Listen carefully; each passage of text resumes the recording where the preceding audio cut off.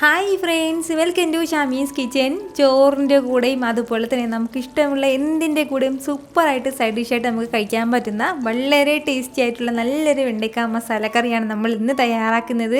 അപ്പോൾ ഇതിൻ്റെ ഡീറ്റെയിൽസ് ഒന്നും മിസ്സാകാതിരിക്കാൻ വേണ്ടിയിട്ട് എല്ലാവരും ഒന്ന് സ്കിപ്പ് ചെയ്യാതെ കണ്ടേക്കണം. കൂടെ തന്നെ നമ്മുടെ ഈ ഷമീസ് കിച്ചൻ ചാനൽ ഇതുവരെയും സബ്സ്ക്രൈബ് ചെയ്യാത്തവരുണ്ടെങ്കിൽ, അല്ലെങ്കിൽ ഇത് ആദ്യമായിട്ടാണ് കാണുന്നതെങ്കിൽ പ്ലീസ് ഒന്ന് സബ്സ്ക്രൈബ് ചെയ്തേക്കണേ. ആ തൊട്ടടുത്ത് കാണുന്ന ബെല്ലൈക്കനിൽ ഓൾ കൂടി ഒന്ന് മറക്കാതെ പ്രസ് ചെയ്തേക്കണം. എന്നാൽ ശരി, നമുക്ക് വേഗം വീഡിയോയിലേക്ക് പോകാം. നമ്മുടെ ഈ വെണ്ടയ്ക്ക മസാലക്കറി തയ്യാറാക്കി എടുക്കാനായിട്ട് ഫസ്റ്റ് നമുക്ക് മെയിനായിട്ട് വേണ്ടത് വെണ്ടയ്ക്ക തന്നെയാണ്. നല്ലതുപോലെ ഇളം വെണ്ടയ്ക്കയാണെന്നുണ്ടെങ്കിൽ അത്രയും നല്ലത്, നല്ല സോഫ്റ്റ് ആയിട്ട് നമുക്ക് കിട്ടും. അതിന് വേണ്ടിയിട്ടാണ് ഓരോ വെണ്ടയ്ക്കയും ഞാൻ ഇതുപോലെ ഒന്ന് ചരിച്ചാണ് ഒന്ന് കട്ട് ചെയ്ത് എടുത്തിട്ടുള്ളത്. ദയ്യൊരു അളവിൽ ഒരുപാട് തീരെ ചെറിയ പീസായിട്ട് അരിയാൻ വേണ്ടി നിൽക്കണ്ട. ഇതുപോലെ അത്യാവശ്യം വലിയ പീസാണെന്നുണ്ടെങ്കിൽ കുറച്ച് നമുക്കിൻ്റെ അടുത്ത് കഴിക്കാനൊക്കെ പെട്ടെന്ന് പറ്റും. അതിന് വേണ്ടിയിട്ടാണ്. അപ്പോൾ ഇനി നമുക്ക് ഫസ്റ്റ് വേണ്ട കാര്യം എന്താണെന്ന് വെച്ചാൽ നമ്മുടെ വെണ്ടയ്ക്കയെല്ലാം നന്നായിട്ടൊന്ന് ഫ്രൈ റോസ്റ്റ് ചെയ്തെടുക്കണം. ഒരു കടായി ഒന്ന് ചൂടാക്കാൻ വെച്ചതിന് ശേഷം അതിലേക്ക് ഒരല്പം വെളിച്ചെണ്ണ ചേർത്ത് കൊടുക്കാം. എണ്ണ ഒന്ന് ചൂടായി വരുമ്പോഴത്തേക്കും നമ്മുടെ ഈ വെണ്ടയ്ക്കയും കൂടി ഒന്ന് ചേർക്കുകയാണ്. ഇനി ഒരു 2-3 മിനിറ്റ് നമ്മളിത് നല്ല രീതിയിൽ ഒന്ന് വഴറ്റി കൊടുക്കണം. നന്നായിട്ട് നമ്മുടെ ഈ വെണ്ടയ്ക്കയിലുള്ള ആ ഒരു സ്റ്റിക്നെസ്സൊക്കെ ഒന്ന് മാറി കിട്ടണം. നല്ല രീതിയിലൊന്ന് മൊരിഞ്ഞ് കിട്ടുന്നത് പോലെ നമുക്കൊന്ന് വഴറ്റി കൊടുക്കാം. ഫ്ലെയിം ഞാനിപ്പോൾ മീഡിയത്തിലാണ് വെച്ച് കൊടുത്തിട്ടുള്ളത്. ഫ്ലെയിം ഒരുപാട് കൂട്ടി വയ്ക്കേണ്ട ആവശ്യമില്ല. 2 മിനിറ്റ് കൊണ്ട് തന്നെ നമ്മുടെ വെണ്ടയ്ക്കയെല്ലാം നന്നായിട്ടൊന്ന് വെന്തിട്ടുണ്ടാവും.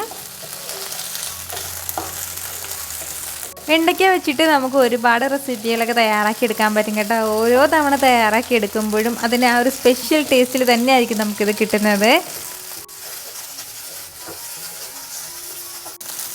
ഇപ്പോൾ നമ്മുടെ വെണ്ടയ്ക്കയുടെ ആ ഒട്ടിപ്പിടിക്കലൊക്കെ ഒന്ന് പതുക്കെ ഒന്ന് പോയി കിട്ടിയിട്ടുണ്ട്. ഇനി നമുക്ക് ഈ ഒരു സമയം ചേർത്ത് കൊടുക്കേണ്ടതാണ് ഒരു 1/4 ടീസ്പൂൺ അളവിൽ മഞ്ഞൾപ്പൊടിയും കൂടെ തന്നെ ഇതിന് ഇത്രയും ആവശ്യമായിട്ടുള്ള ഉപ്പും കൂടി ചേർക്കുകയാണ്. ഉപ്പ് ഈ ഒരു സമയം നമ്മൾ ചേർത്ത് കൊടുത്താൽ മാത്രമേ ഇതിൽ നന്നായിട്ടൊന്ന് പിടിച്ച് വരുള്ളൂ.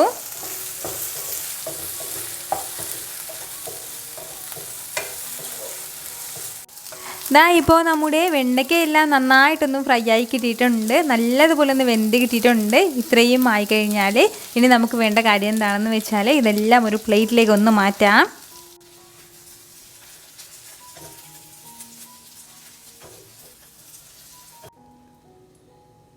ഇനി നമുക്ക് വേണ്ടത് അതേ കടായിലേക്ക് തന്നെ ഒരു 2 ടീസ്പൂൺ അളവിൽ വെളിച്ചെണ്ണ ചേർത്ത് കൊടുക്കാം.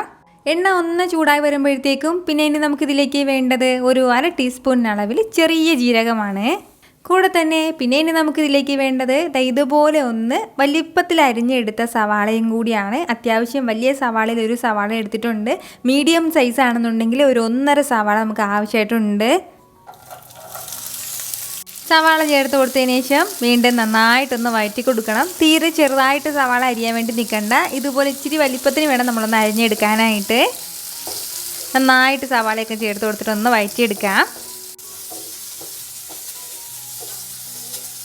നമ്മുടെ സവാളയെല്ലാം ഇതുപോലെ ഒന്ന് വഴണ്ട് തുടങ്ങുന്ന സമയം പിന്നെ ഇനി നമുക്കിതിലേക്ക് ചേർക്കേണ്ടതാണ് 1 ടീസ്പൂൺ അളവിൽ ഇഞ്ചി വെളുത്തുള്ളി പേസ്റ്റും കൂടിയാണ്. ഫസ്റ്റിലേ നമ്മൾ ചേർക്കേണ്ട ആവശ്യമില്ല. ഇതുപോലെ നമ്മുടെ സവാള ഒന്ന് വഴണ്ടതിന് ശേഷം മാത്രം ചേർത്ത് കൊടുത്താൽ മതിയാവും.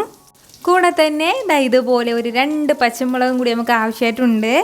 ഇനി നമുക്ക് വേണ്ടത് ഇഞ്ചി വെളുത്തുള്ളിയുടെയൊക്കെ ആ ഒരു പച്ചമണം മാറുന്നതുവരെ മാത്രം ഒന്ന് ലൈറ്റായിട്ടൊന്ന് വഴറ്റി കൊടുക്കാം. ഒരുപാട് സമയത്ത് നമ്മുടെ സവാളയെല്ലാം വഴറ്റേണ്ട ആവശ്യമില്ല. ഇപ്പം തന്നെ നല്ല കണ്ണാടി പോലെ നമ്മുടെ സവാളയെല്ലാം ആയിട്ടുണ്ട്. ഇഞ്ചിയും വെളുത്തുള്ളിയെല്ലാം ചേർത്ത് കൊടുത്തതിന് ശേഷം നന്നായിട്ട് ഇതുപോലെ ഒന്ന് വഴറ്റി അതിൻ്റെയൊക്കെ ഒരു പച്ച ടേസ്റ്റ് ഒന്ന് മാറ്റിക്കഴിഞ്ഞാൽ പിന്നെ ഇനി നമുക്കിതിലേക്ക് ചേർക്കേണ്ടതാണ് 2 തക്കാളി ഒന്ന് മിക്സിയുടെ ജാറിലേക്ക് മാറ്റിയിട്ട് ഇതുപോലെ നല്ല പേസ്റ്റാക്കി ഒന്ന് എടുത്തിട്ടുണ്ട്. അപ്പോൾ അതും കൂടി നമുക്ക് ഇതിലേക്ക് ഒന്ന് ചേർത്ത് കൊടുക്കാം. അപ്പോൾ ഈ തക്കാളി പേസ്റ്റും ചേർത്ത് കൊടുത്തതിന് ശേഷം നല്ല രീതിയിൽ വീണ്ടും ഒന്ന് വഴറ്റി കൊടുക്കണം. ഈ തക്കാളിയുടെയൊക്കെ ഒരു പച്ച ടേസ്റ്റ് മാറുന്നവരെ മാത്രം ഒന്ന് വഴറ്റി കൊടുത്താൽ മതിയാവും.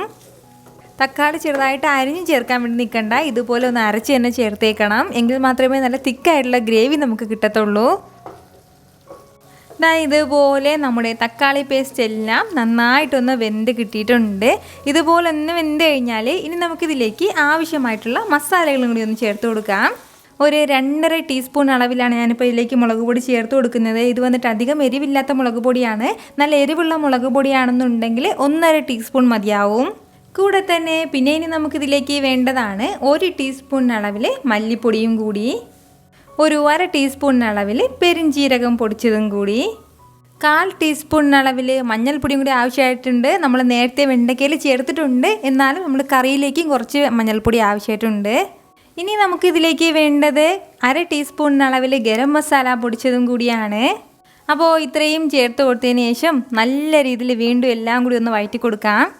വെള്ളമൊന്നും ചേർക്കാതെ വേണം നമ്മളിതെല്ലാം കൂടി ചേർത്തിട്ട് നല്ല രീതിയിലൊന്ന് വഴറ്റി കൊടുക്കാനായിട്ട്. നമ്മുടെ ഈ മസാലയുടെയൊക്കെ ആ ഒരു പച്ചമണം മാറുന്നത് വരെ നന്നായിട്ടൊന്ന് വഴറ്റി കൊടുക്കണം. ഫ്ലെയിം എല്ലാം ഒന്ന് മീഡിയത്തിൽ വെച്ച് കൊടുത്തിട്ടാണ് ഞാനിപ്പോൾ നന്നായിട്ട് ഇതെല്ലാം ഒന്ന് വഴറ്റിയെടുത്തിട്ടുള്ളത്. നമ്മുടെ മസാലയുടെ കളറൊക്കെ നന്നായിട്ടൊന്ന് മാറി കിട്ടിയിട്ടുണ്ട്. ഇതുപോലെ ഇത്രയും ആയിക്കഴിഞ്ഞാൽ ഇനി നമുക്കിതിലേക്ക് വേണ്ടത് ആവശ്യമായിട്ടുള്ള വെള്ളം കൂടിയാണ്. ഏകദേശം ഒരു 1.5 കപ്പ് അളവിൽ മാത്രമേ നമ്മൾ ഇതിലേക്ക് വെള്ളം ചേർത്ത് കൊടുക്കാൻ പാടുള്ളൂ. ഒരുപാട് ഗ്രേവി ഇതിന് ആവശ്യമായിട്ടില്ല. ഇതുപോലെ ആവശ്യത്തിന് കുറച്ച് വെള്ളം കൂടി ചേർത്ത് കൊടുത്തതിന് ശേഷം നന്നായിട്ടൊന്ന് മിക്സ് ചെയ്തിട്ട് ഇതെല്ലാം ഒന്ന് തിളപ്പിച്ചെടുക്കാം. നമ്മൾ നേരത്തെ വെണ്ടയ്ക്കയിൽ ഉപ്പ് ചേർത്തിട്ടുള്ളതാണ്, അപ്പോൾ അത് നോക്കിയിട്ട് വേണം ഗ്രേവിയിലേക്ക് ഒരല്പം ഉപ്പ് ചേർക്കാനായിട്ട്. ഇപ്പോൾ നമ്മുടെ ഗ്രേവി എല്ലാം നല്ല രീതിയിലൊന്ന് തിളച്ച് തുടങ്ങിയിട്ടുണ്ട്. അപ്പോൾ ഇതുപോലെ ഒന്ന് തിളച്ച് കഴിഞ്ഞാൽ പിന്നെ നമുക്ക് വേണ്ടതാണ് നമ്മളിത് നേരത്തെ ഫ്രൈ ചെയ്ത് മാറ്റി വെച്ചിരിക്കുന്ന നമ്മുടെ വെണ്ടയ്ക്കയും കൂടി ചേർക്കാം. വെണ്ടയ്ക്ക എല്ലാം ചേർത്ത് കൊടുത്തതിന് ശേഷം നല്ല രീതിയിലൊന്ന് മിക്സ് ചെയ്ത് കൊടുക്കണം. ഇതുപോലെ എല്ലാം ഒന്ന് മിക്സ് ചെയ്ത് കൊടുത്തതിന് ശേഷം പിന്നെ നമുക്ക് വേണ്ട കാര്യമാണ് ഇതൊന്ന് അടച്ച് വെച്ചൊന്ന് വേവിച്ചെടുക്കണം. ഏകദേശം ഒരു 3-4 മിനിറ്റോളം മീഡിയം ഫ്ലെയിമിൽ വെച്ചിട്ട് നമുക്ക് നന്നായിട്ടൊന്ന് വേവിച്ചെടുക്കാം. അത്രയും സമയം കൊണ്ട് നമ്മുടെ ഈ മസാല എല്ലാം നമ്മുടെ വെണ്ടയ്ക്കയിൽ നന്നായിട്ടൊന്ന് പിടിച്ചിട്ടുണ്ടാവും. ഒരു 3 മിനിറ്റിന് ശേഷം പിന്നീട് നമുക്ക് ഒന്ന് തുറന്ന് നോക്കാം. ഇത്രയും ആയിക്കഴിഞ്ഞാൽ ഫൈനലി പിന്നെ നമുക്ക് ചേർത്ത് കൊടുക്കേണ്ടത് കുറച്ച് മല്ലിയിലയും കൂടിയാണ്. അതുപോലെ തന്നെ സ്കിപ്പ് ചെയ്യാതെ ഒരു പകുതി നാരങ്ങയുടെ ജ്യൂസും കൂടി നമ്മളൊന്ന് ചേർത്ത് കൊടുക്കണം. ചെറിയൊരു പുളിപ്പ് നമുക്ക് ഇതിൽ കിട്ടും. ഇത് ഇത്രയും ചേർത്ത് കൊടുത്തതിന് ശേഷം പിന്നെ എല്ലാം കൂടി നന്നായിട്ടൊന്ന് മിക്സ് ചെയ്ത് കൊടുക്കണം. നിങ്ങൾക്കിത് കാണുമ്പോൾ തന്നെ അറിയാമായിരിക്കുമല്ലോ ഇതെന്ത് മാത്രം ടേസ്റ്റി ആയിട്ടായിരിക്കും നമ്മുടെ ഈ വെണ്ടയ്ക്കൊക്കെ കിട്ടുന്നതെന്ന്. ഒരു സ്പെഷ്യൽ ടേസ്റ്റിലാണ് കേട്ടോ നമുക്കിത് കിട്ടുന്നത്. ആ നാരങ്ങയുടെ ചെറിയൊരു പുളിപ്പും അതുപോലെ തന്നെ നമ്മുടെ മസാലകളുടെ ടേസ്റ്റും ഒക്കെ ആയിട്ട് ഒരു സ്പെഷ്യലായിട്ട് തന്നെയായിരിക്കും കിട്ടുന്നത്. ചോറിൻ്റെ കൂടെ ആണെന്നുണ്ടെങ്കിലും അല്ലാന്നുണ്ടെങ്കിൽ ചപ്പാത്തിയുടെയോ ദോശയുടെ കൂടെയോ നമുക്ക് ഇഷ്ടമുള്ള എന്തിൻ്റെ കൂടെ നല്ല ബെസ്റ്റ് കോമ്പിനേഷനാണ് കേട്ടോ. അപ്പത്തിൻ്റെ കൂടെയൊക്കെയും സൂപ്പറാണ് കേട്ടോ. അപ്പോൾ ഉറപ്പായിട്ട് നിങ്ങൾ ഇതുപോലെ ഒന്ന് തയ്യാറാക്കി നോക്കണം. ട്രൈ ചെയ്ത് നോക്കിയതിന് ശേഷം നിങ്ങളുടെ ഫീഡ്ബാക്ക് എനിക്ക് മറക്കാതെ ഒന്ന് അറിയിക്കണം. കാരണം നിങ്ങളുടെ ഫീഡ്ബാക്ക് കാണുമ്പോഴായിരിക്കും അത് മറ്റുള്ളവർക്കും തയ്യാറാക്കി നോക്കണം എന്നുള്ളൊരു പ്രചോദനം ഉണ്ടാവുന്നത്. അപ്പോൾ ഈ വീഡിയോ ഇഷ്ടമായാൽ ഇതൊന്ന് ലൈക്ക് ചെയ്യാനും കൂടെ തന്നെ നിങ്ങളുടെ ഫ്രണ്ട്സിനും ഫാമിലിക്കും എല്ലാവർക്കും ഒന്ന് ഷെയർ ചെയ്ത് കൊടുക്കാനും മറക്കരുത്. നാളെ വീണ്ടും 2 മണിക്ക് നല്ലൊരു ഉഷാറ് വീഡിയോ ആയിട്ട് കാണാം. അതുവരേക്കും എല്ലാവരും ഹാപ്പി ആയിട്ടിരിക്കുക, സന്തോഷമായിട്ടിരിക്കുക, എല്ലാവരും സേഫ് ആയിട്ടിരിക്കണം. Take care friends.